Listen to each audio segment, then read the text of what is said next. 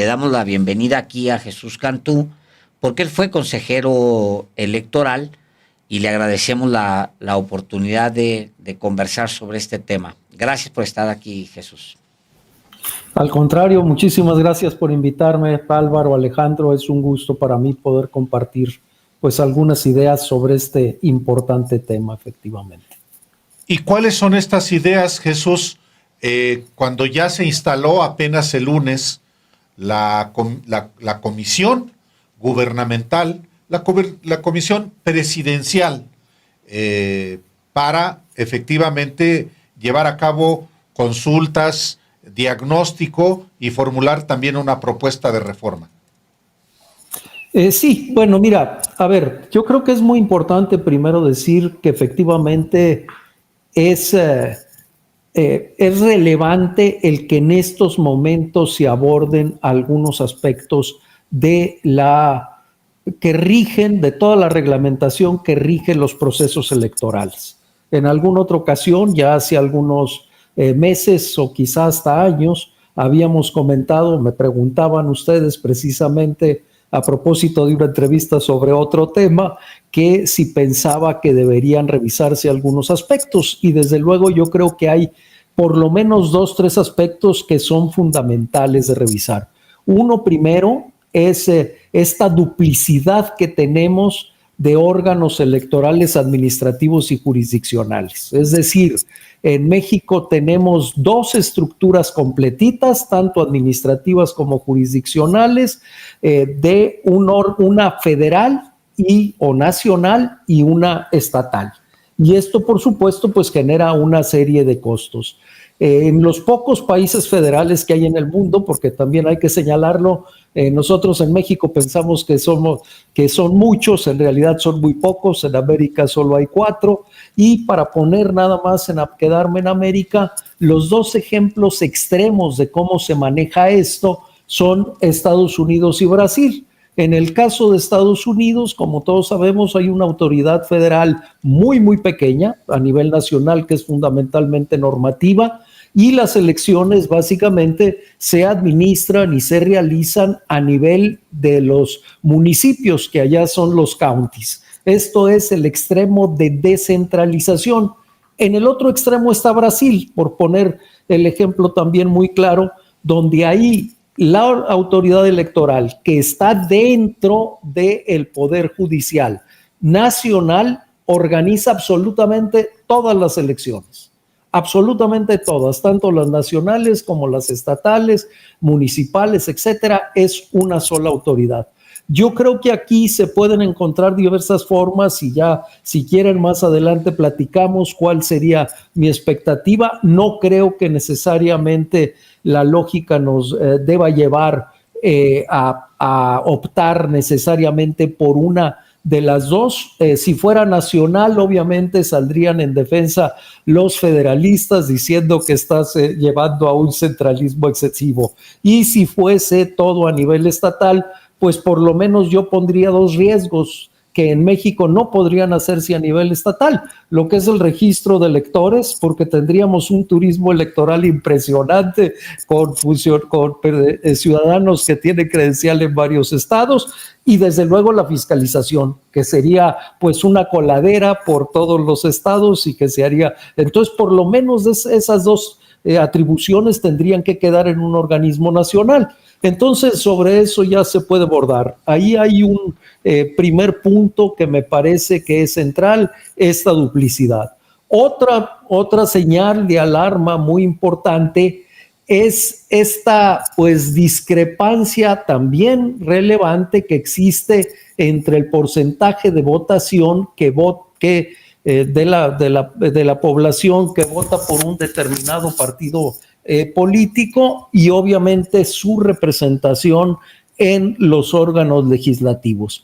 Esto se hizo más patente, esta discrepancia, obviamente en estas últimas elecciones del 2024, donde pues la coalición que ganó la mayoría, sí ganó la mayoría, pero con el 54% de los votos tiene más del 70% de los diputados de la representación. Ahí tenemos esta discordancia que por supuesto habría que verla.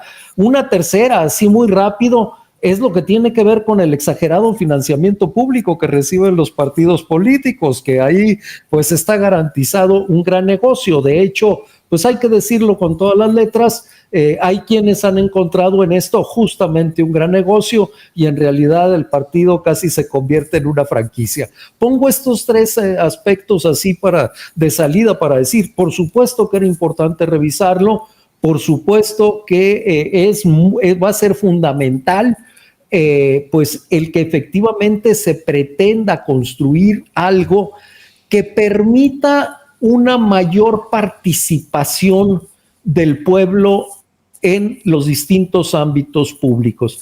Y aquí, si quieren, más adelante podemos entrar en algunos aspectos, pero ahorita nada más diría que yo creo que tenemos que pensar que existen por lo menos tres. Acuérdense que en México de hace mucho tiempo se vició la discusión sobre la democracia con aquella frase de la democracia sin adjetivos y que solo hay una democracia. Pues no, yo creo que hay varios espacios democráticos que tienen que coincidir. Son complementarios, no son excluyentes. Está la democracia representativa, que es de la que hablamos justamente cuando hablamos de elecciones. Está la democracia participativa, que la democracia participativa es distinta de la democracia directa. Normalmente se piensa únicamente en la democracia directa como son la revocación de mandato y las consultas populares, pero la democracia participativa es mucho más amplia y busca, estos son la democracia directa, son dos instrumentos de democracia directa, pero que deben ser utilizados en momentos extraordinarios para atender problemáticas específicas.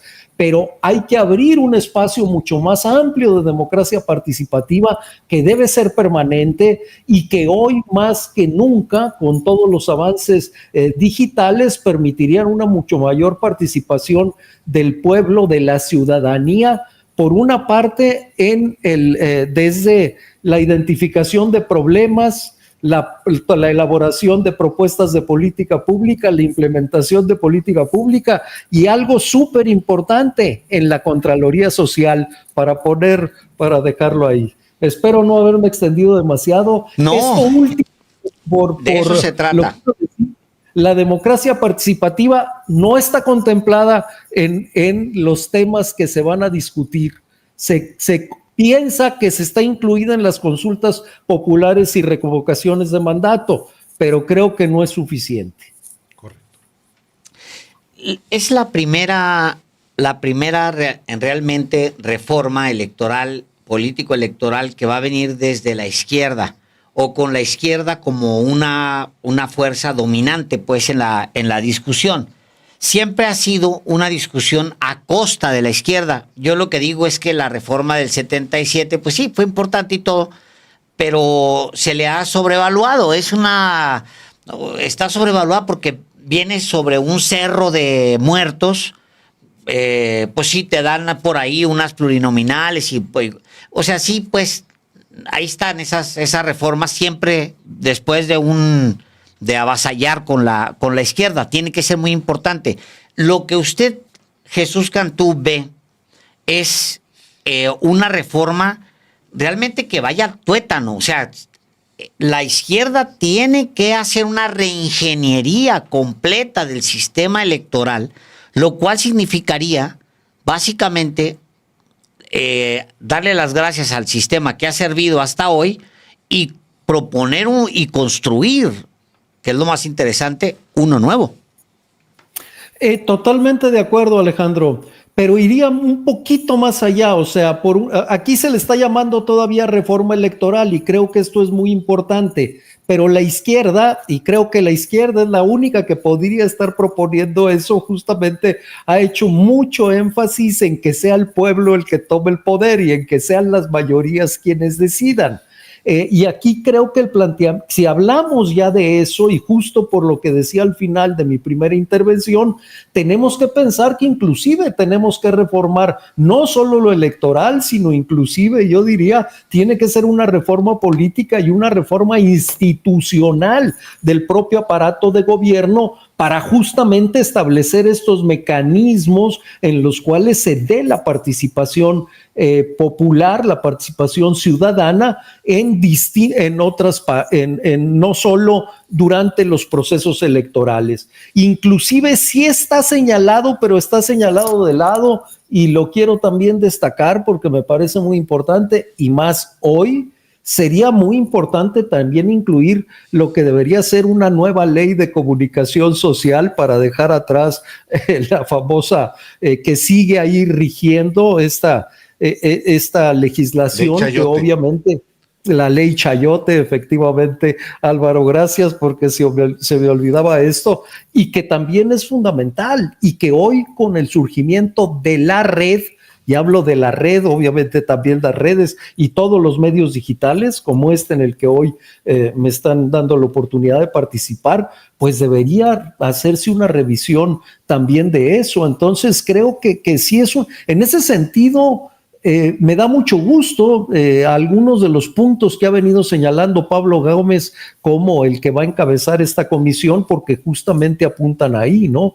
Entonces sí hay que revisar lo electoral, pero también hay que entender que hay muchos aspectos que quedan fuera de lo electoral, pero son esenciales si queremos realmente entregarle el poder al pueblo, como se dice.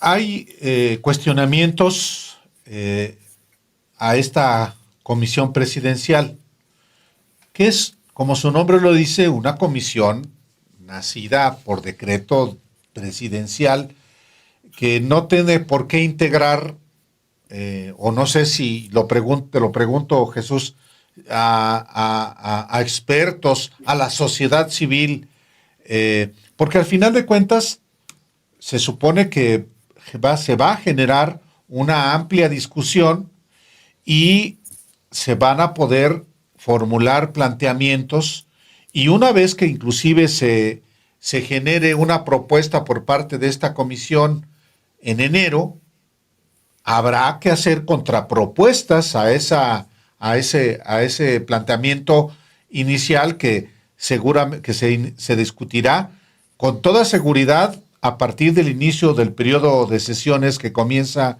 en 1 de febrero. Pero, ¿cuáles son aspectos que a juicio tuyo tendrían que preservarse, si es que pueden preservarse algunos aspectos del andamiaje legal e institucional que viene de la reforma, sobre todo de 1996 y la del 2013-2014?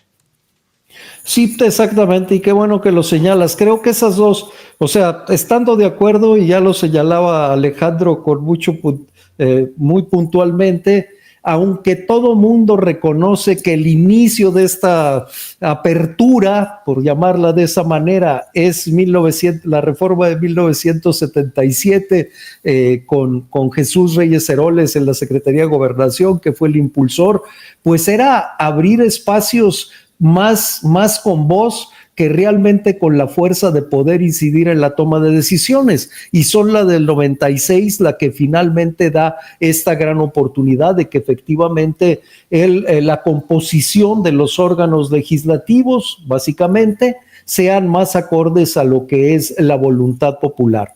Ahora, yo sí creo que ya hay un andamiaje bastante bueno, si bien ya lo dije, creo que no debemos mantener estas dos estructuras paralelas.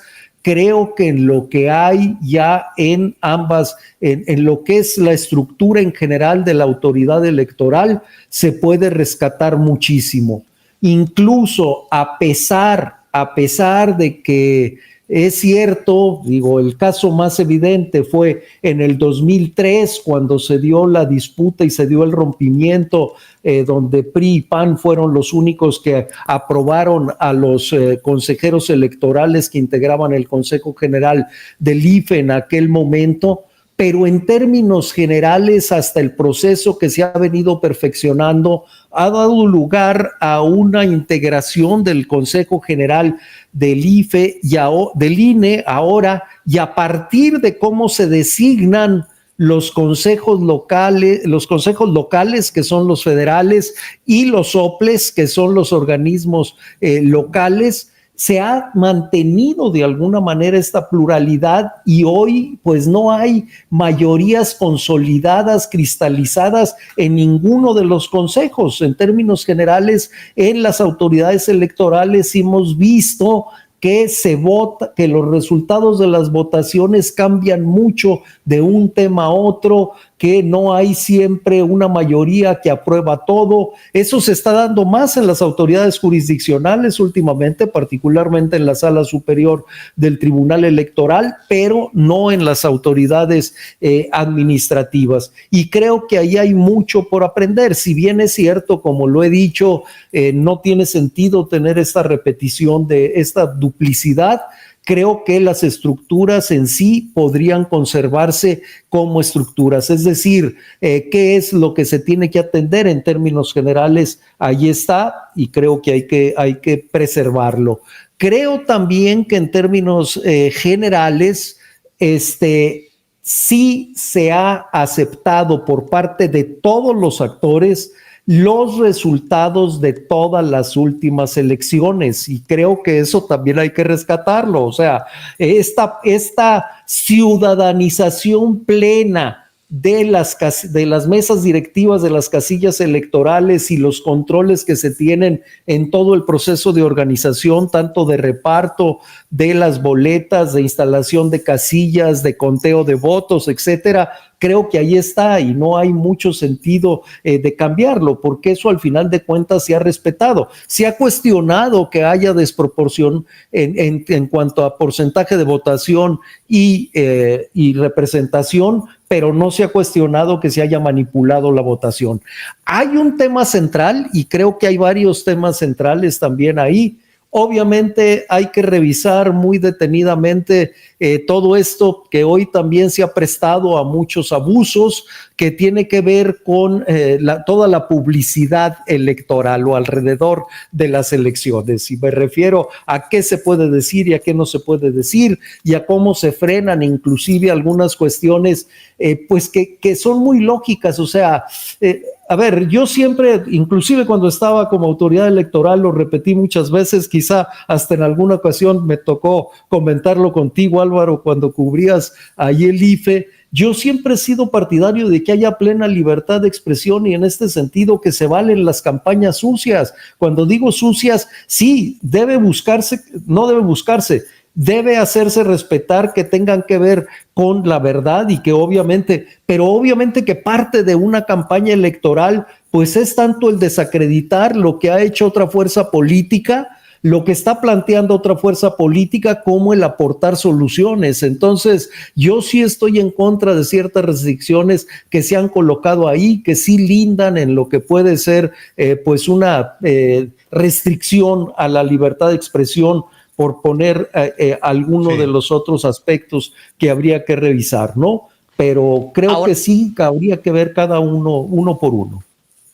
También el tema es que la experiencia mexicana nos dice que cuando se trata de guerra sucia, aquí sí somos tremendamente sucios. No somos, porque yo no soy sucio, pero sí los poderes de facto, recordemos, le lanzaron una campaña que duró décadas a Andrés Manuel López Obrador, y fue una campaña con todas las herramientas ilegales disponibles, todavía hasta el último año que fue presidente de la República, pues fue acosado, atacado, presidente, narcopresidente, etcétera. Nadie supo nunca de dónde salió todo ese dinero.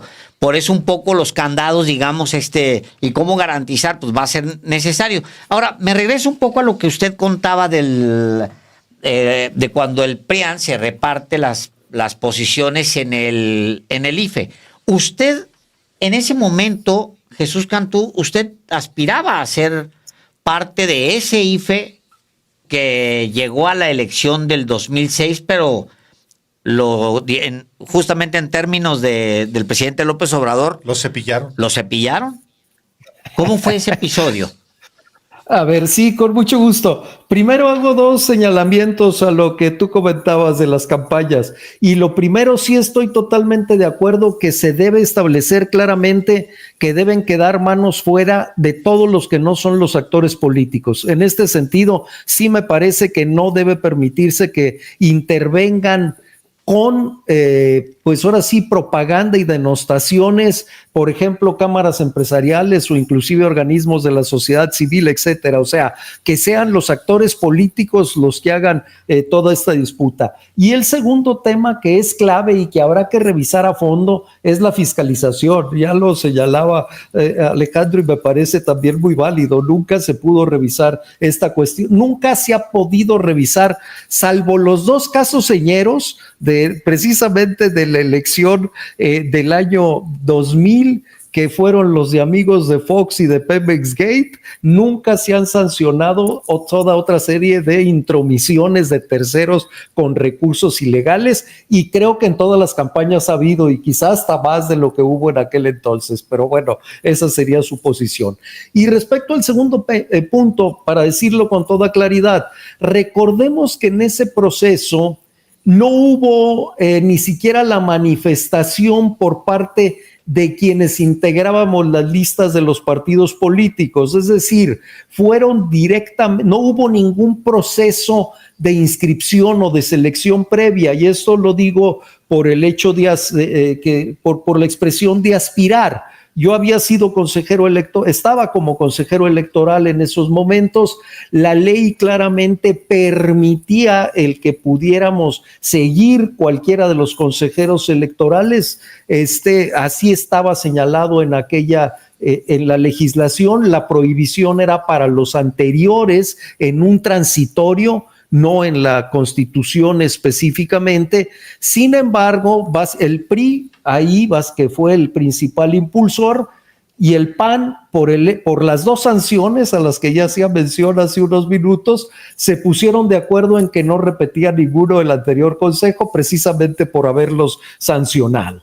El PRD efectivamente me propuso y me incluía en su lista como candidato a la presidencia. También estuvieron peleando porque me quedara como candidato a la presidencia del IFE en aquel momento. También estuvieron peleando para que me quedara como candidato, como consejero electoral, y obviamente pues al final de cuentas, es más, hay quien dice que precisamente este empecinamiento, y precisamente quien me proponía era Pablo Gómez, que en aquel entonces era el coordinador de la fracción del PRD, que eso fue lo que provocó esta ruptura. Hablaron conmigo, efectivamente, yo dije que yo estaba de acuerdo en poder continuar. A mí me parecía, y siempre lo dije, que tan importante como haber logrado la democracia electoral era el preservarla en los primeros ejercicios. Afortunadamente eso se ha logrado a pesar de estas diferencias. Sin embargo, pues es una realidad que esa ruptura del 2003 tuvo su consecuencia en la elección del 2006, o sea, prácticamente lo que sucedió en el 2006, el germen, la semilla de lo que sucedió en el 2006, pues ya estuvo sembrada desde esa designación en 2003 de los nuevos consejeros electorales. Es muy importante este episodio en la historia del México reciente, porque en efecto, después de que se instala un órgano electoral ciudadanizado al margen de la Secretaría de Gobernación con la reforma de 1996, se produce primero la elección de 1997 con la que el PRI pierde la mayoría en la Cámara de Diputados, y en el año 2000 hay una alternancia a la presidencia de la República. Vino la renovación del Consejo General del INE en 2003, que tú acabas de explicar, y estaba definido ya que no iban a darle espacio a la izquierda en el Consejo General del INE. Se reparten los 9 consejeros electorales, el PRI y el PAN, sí, con el Verde. Y eso, pues sí, perfila un Consejo General presidido por Luis Carlos Ugalde, que solapa, tolera y en realidad se vuelve cómplice de conductas fraudulentas que derivan en una elección como la del 2006. A ti te impusieron específicamente un veto el PRIAN, Jesús Cantú. Sí, bueno, pues ellos fueron los que precisamente por esto no era específicamente a mí. Inicialmente el veto era absolutamente para todos los consejeros electorales y aceptaron en general los partidos que no se proponía nuevamente a ninguno de ellos. Aquí en este caso el PRD fue el único que insistió en que ellos querían que yo me quedara, inclusive cuando se votan, cuando se presentan las listas finales y cuando se votan, yo iba propuesto como consejero presidente en la lista que había propuesto el PRD. Y aprovecho esto porque yo creo que de la elección del 2006 hay por lo menos dos grandes lecciones y precisamente dos aspectos que no se han podido corregir y que habría que atacar a fondo, que yo considero que fueron los que más ayudaron a distorsionar la realidad en esa elección del 2006. Por una parte, precisamente esta intromisión que se dio de parte de los, fundamentalmente del Consejo Coordinador Empresarial, que inició con campañas más allá de todo el resto de las campañas que se dieron por parte de muchos otros actores políticos a lo largo de todo el proceso electoral, montados básicamente sobre un spot que estaba pues planteado desde la candidatura del PAN, ¿no? Del peligro para México. Pero hubo otro aspecto que quizá es el que en México está más marcado, y es que sí hubo una participación de agentes extraños. Aquí me voy a referir concretamente al que yo creo que fue el principal actor, que fue el CENTE, el Sindicato Nacional de Trabajadores de la Educación, que claramente movilizó tanto a sus agremiados como a otros que no eran agremiados, pero eran familiares, amigos, etcétera, de sus agremiados, para justamente volcarse en las urnas y votar a favor pues del candidato que finalmente fue al que declararon ganador. Esta movilización que en las leyes está formalmente prohibida, el hecho inclusive de que se transporte a alguien y este tipo de compromisos que se hacen, es algo que todavía está muy presente en los procesos electorales. De hecho, ese es uno de los grandes cuestionamientos que ahora se está haciendo a la elección del Poder Judicial. Se hace específicamente en lo que tiene que ver con los acordeones, pero también es claro que hubo una movilización por parte de muchos actores que pues no debían haber intervenido en ese proceso electoral. Entonces, aprovecho para decir, ahí están dos aspectos que habrá que revisar con mucho cuidado y habrá que definir inclusive qué sí y qué no se permite. Hay algunas cosas que yo creo que a lo mejor hoy son exageradas, pero hay otras que sí claramente pues sí implican el estar induciendo a una determinada votación, ¿no? Una última pregunta de mi parte, Jesús Cantú. ¿En qué momento se pudrió el IFE-INE? ¿En qué momento? Yo digo siempre que envejecieron mal, porque termina siendo eso. O sea, las instituciones las maneja personas en particular. Sí, pues tienen cierta independencia y demás, pero hay un momento en el que las instituciones pues dependen mucho de ciertas figuras, sobre todo en el último tramo, porque dependieron mucho de Lorenzo Córdoba. Ya había un momento en el que la portada del libro de Lorenzo Córdoba y de Ciro Murayama y las campañas, las tipografías del INE y los colores del que utilizaba Claudio X para movilizar a sus huestes, todo eso tenía como una misma coordinación, incluso visual, gráfica, ya era casi lo mismo. Todo esto lo digo para preguntarle si en qué momento se pudre o si qué le faltó a este IFE-INE, Jesús Cantú. Mira, no diría que se pudrió, porque creo que el IFE todavía hoy como está es rescatable en sus dos ámbitos. O sea, ¿a qué me refiero? Creo que en términos generales, aunque también hay que revisar con cuidado, toda la estructura del servicio profesional electoral es una estructura bastante rescatable, en términos generales yo diría que son profesionales y no tienen ningún tipo de sesgo. Entonces, por una parte está todo eso y han demostrado que saben hacer las cosas bien. Por otra parte, sigo pensando que el actual Consejo General del INE,